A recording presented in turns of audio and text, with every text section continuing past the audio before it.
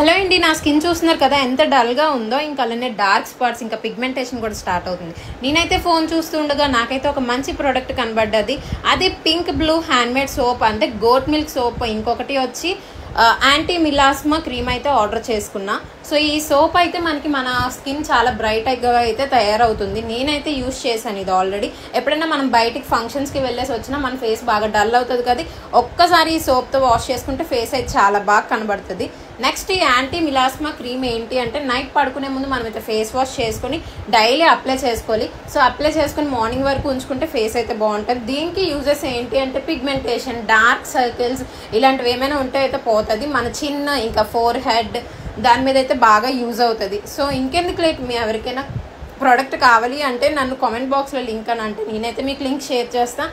లేదు అంటే డైరెక్ట్గా మీరు వెళ్ళి ఆ పేజ్కి కూడా మెసేజ్ చేయొచ్చు. సో ఇదైతే 100% జెన్యూన్. Thank you.